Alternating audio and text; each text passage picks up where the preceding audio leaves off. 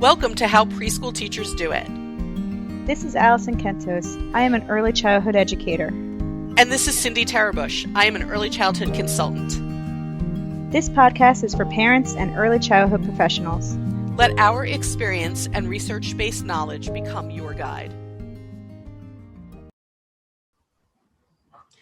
Happy Monday, preschool peeps. People who are on YouTube can see Alison just moving her head all around. And me still smiling, but going, uh-oh, I hope Rusty doesn't bark, because the thing I gave him went under the couch. Oh, well, if you need to go retrieve that, I will introduce the topic for today. How about that? I'll be right back. Something about teamwork and dreams working. I don't know. So today, hi Rusty. Today on the podcast, we're going to talk about teachable moments. It's my experience that a lot of people think when we use the term teachable moment that we're talking about something really big that's happened in a classroom. Something huge has happened, usually in relation to behavior. We think about behavior as a teachable moment. Someone behaves in a way that's inappropriate and we're like, well, let's learn a lesson from that. And we tend to focus our attention about teachable moments on looking for big things, when actually most of the teachable moments are tiny little things that happen in the course of a day. Yeah, the little itty bitty things that you don't even realize, I find, are the teachable moments, you know? Not the big, teachable moments could be the big things too. They could be, but they're not the only ones. But they're not the only things, yes. And in fact, they don't happen as often as the little things that give you teachable moments. And like little things, like a child goes over to a shelf and takes some Legos and starts building a tower of Legos. That's a teachable moment. Because I can go over there and say, wow, look at your tall tower. Can we count how many Legos are in your tower? Teachable moment. And for some reason, I think too, people think about teachable moments as some sort of social emotional skill, but really it's all of the subject areas, content areas, domains of learning. They all can be part of teachable moments. Anytime you're extending that play based on what they already did, teachable moment right there. Like Cindy said, with the Legos, you see a child with a pencil or a marker, be like, oh, let's see, look at all those lines. Let's count the lines. Let's see how long we can make them. Yeah.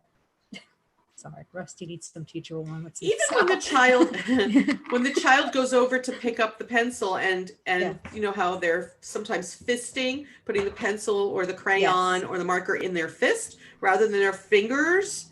That's a teachable moment. But the teachable moment isn't going over and manipulating their fingers without their consent. The teachable moment is going over and saying, can I show you how I hold a crayon? Yeah. Right. Yeah. Or I find a lot of those teachable moments happen on the playground with gross motor skills, or even just confidence building, which is social emotional, but still, like, I find it to be out there. Like, there's my niece, for instance, she's almost 2, was one time I was out in the yard with her and she was not really sure how to go up the ladder of a slide, the back of the slide.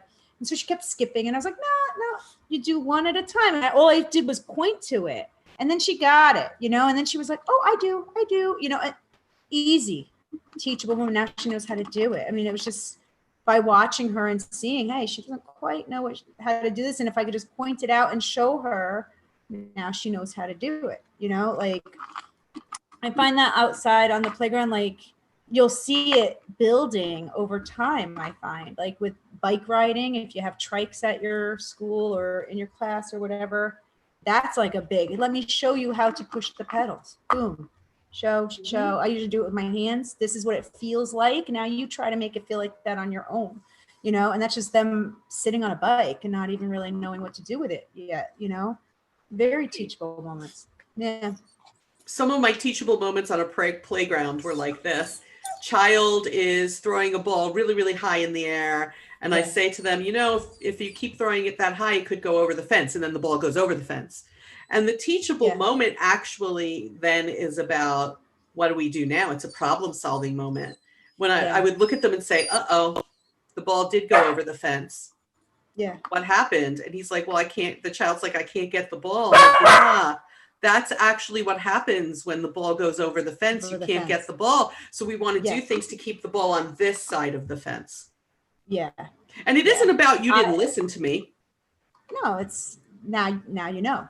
It's like Yeah. cause and effect almost. You know, I find with my kindergarten kids now, I could teach a lot of teamwork outside.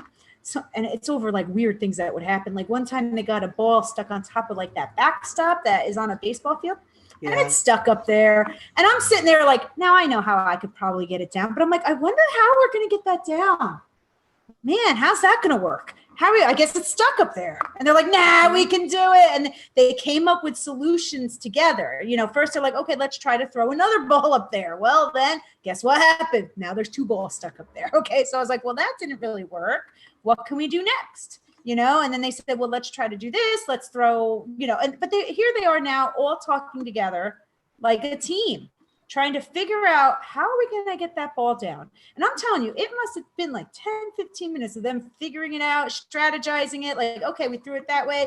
That didn't work. And then when they got it down, it was like the entire playground cheered for them, you know, and it was like, so cute. Yay, you know, and now sometimes they throw the balls up there on purpose just to do it again, you know, so because they just enjoyed working together. Yeah. You know what's really cool about that teachable moment? It wasn't you teaching. They were teaching each other. Teachable moments don't have to be the teacher even. Teachable moments can be when you see 2 children in the dramatic play area and one child goes to put a fork on the table, maybe facing toward the chair instead of facing away from the chair. And another child walks over and says, the fork goes this way. Well, those 2 children experienced a teachable moment without me. They happen all day long, every day, through every experience, routine, and activity children are doing. There are teachable moments and we have to be available to grab them. That's one of the reasons why we now know that in high quality early childhood settings, the children get their free playtime, which ideally is 60 uninterrupted minutes. And while they're free playing, I am not pulling them over to tables to do something with me because I'm trying to find all those teachable moments out there. I'm out there playing with children and talking to children so that I can continue to add to their knowledge as they play, which is really when they do their best in taking in new knowledge as they play. Their minds are wide open to new information. Yeah. So I'm out there doing that. And if I'm not out there, like when I first started working in early childhood, we were not out there. We were at tables calling kids over to us. And so when I'm not sitting out there, I now realize I'm missing hundreds and hundreds of potential teachable moments every day. Yeah. And if we don't give them enough free playtime, the same is true. The teachable moments don't take place when I'm talking. No. Yeah. No, I find like most of it's not, right? I mean, like the teachable moments, they're not script, like the kids don't want to hear me talk anymore. I tell them, I'm like, you don't want to hear me talk anymore. Like, why don't you guys, work this out on your own? You can figure it out. You guys are smart because I gave them the tools on how to problem solve way in the beginning. Like I tell them all, and I call them this. So I'm like, you guys are scientists. You can figure that out.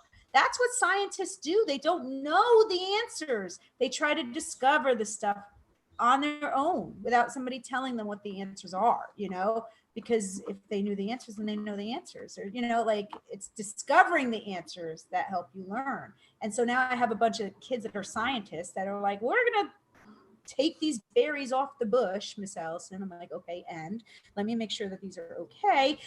And we're going to plant them and see if they grow. I'm like, okay, they're not going to grow because they're berries, but they don't know that. But the only way that I know that answer, but they don't. So let them figure it out that in spring, nothing's going to grow there, you know, and then we can discuss why do you think it didn't grow? You know, what happened here, you know, so. And the truth is young children are scientists from the time they're born. If you're listening to us and you are either parenting or teaching infants, toddlers, twos, they have as many, if not more, teachable moments than the older children who are in more of a structured day. And they happen from the time they're infants. When that infant reaches for something, that's a teachable moment. Yeah. Even if they reach for something you don't want them to have, that's a teachable moment. Right. But every time they reach for something, I can use a word. I can teach them vocabulary and language. I can interact with them and help them to gain social skills and social emotional skills. Every single thing's a teachable moment. I'm going to tell you, for people who are either raising or working with infants and mobile infants and some toddlers, here's a teachable, what sets up one of their best teachable moments that not enough people take advantage of. Do you know what it is, Alison? No. Okay. I probably do, but I can't think of it right now. Yeah, you're going to be like, oh, right. One of the most significant teachable moments with these young children is when you are diapering them. Oh, yeah. Yeah. Because you have their one-to-one attention, which means I can look at you and talk to you and make faces with you and do back and forth, serve and return back and forth interactions. Even though you're not able to talk, we start to imitate each other very young. Yeah. And we should be talking with them as we diaper them, and we should be talking about what's around them. I know they can't respond to you yet, but that's okay. It's still, they're listening to vocabulary. They're listening to the intonation of your voice. They're getting used to the back and forthness that will eventually be conversation.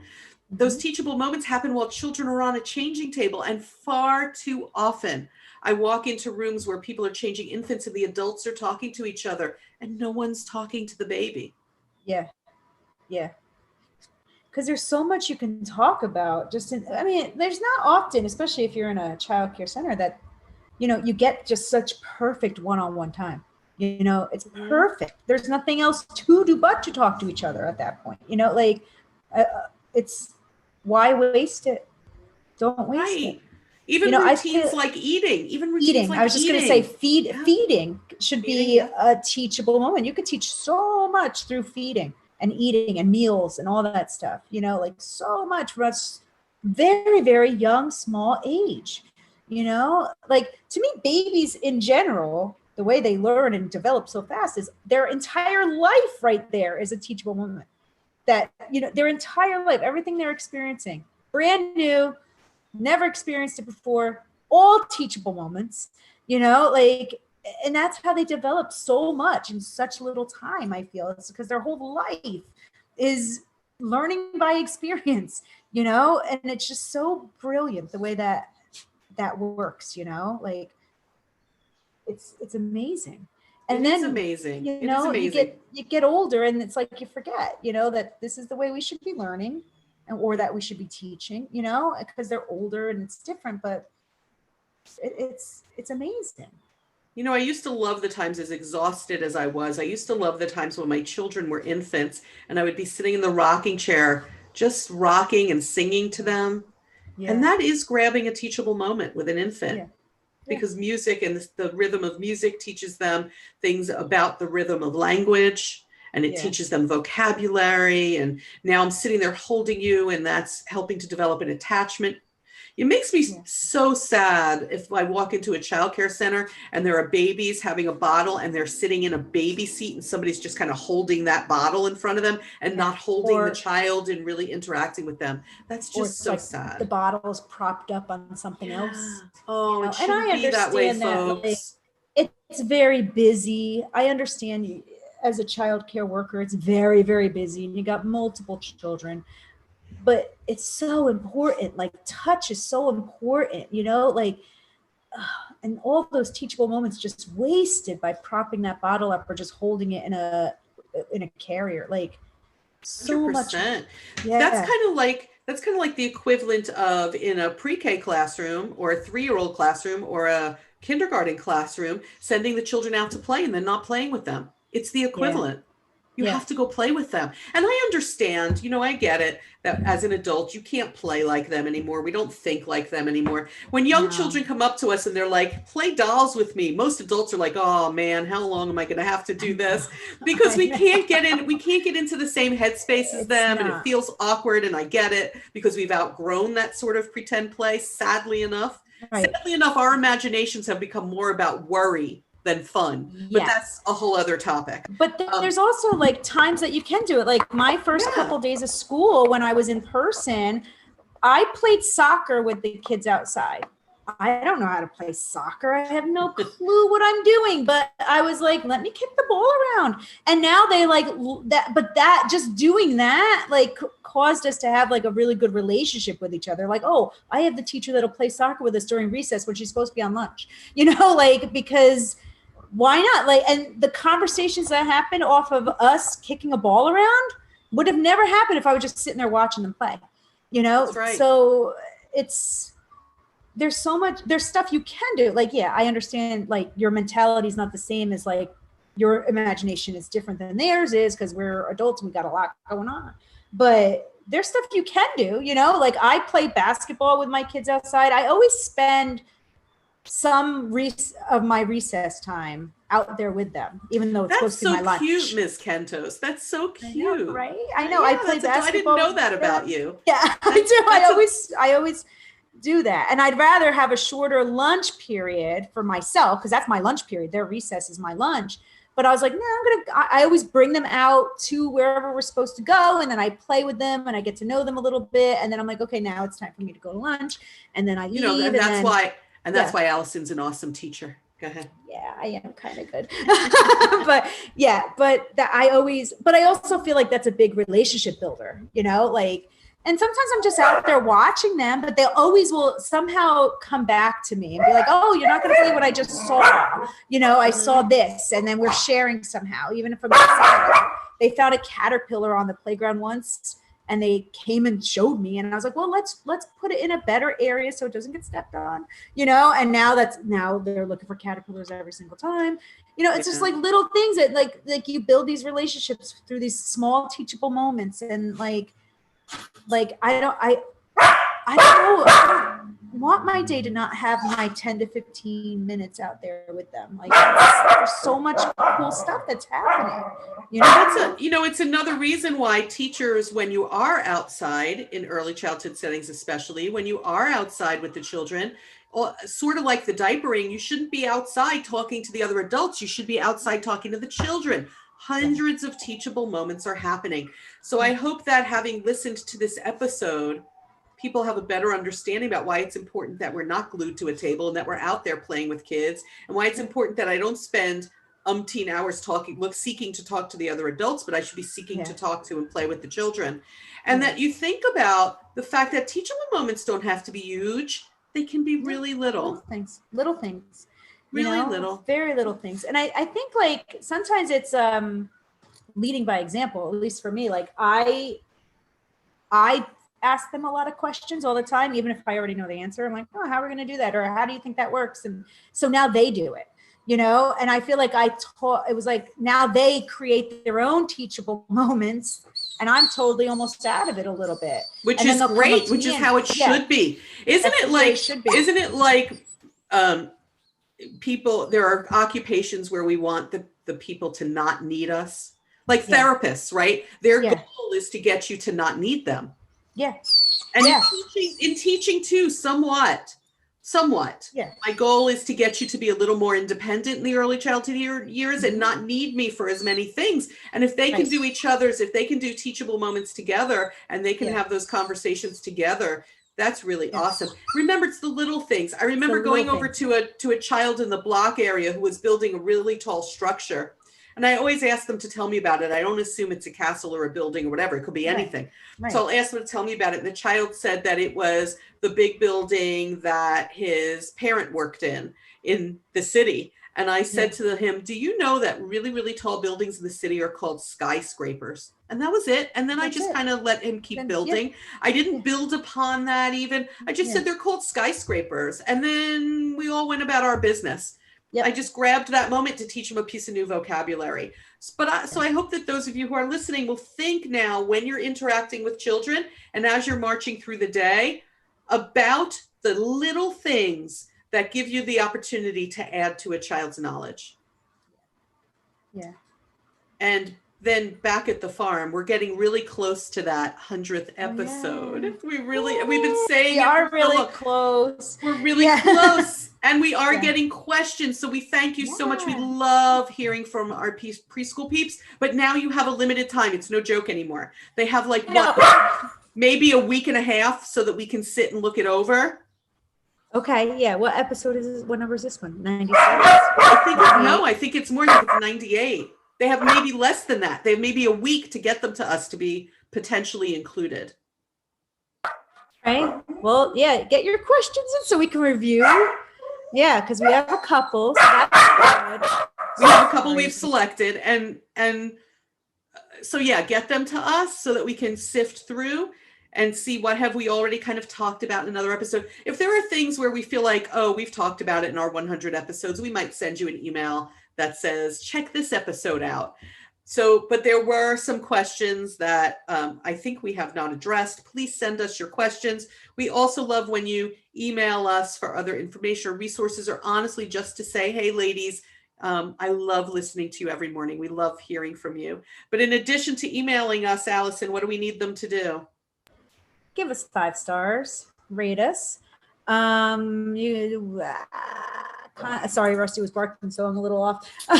Contact us on our us. Go to our Facebook page, How Preschool Teachers Do It podcast on Facebook, and also you can go find us on our website, howpreschoolteachersdoit.com. You can always contact us that way, also. And that's it. I think that's it. So understanding patience, forgiveness, and grace. And we will catch you next time on the podcast. Bye. Bye, folks.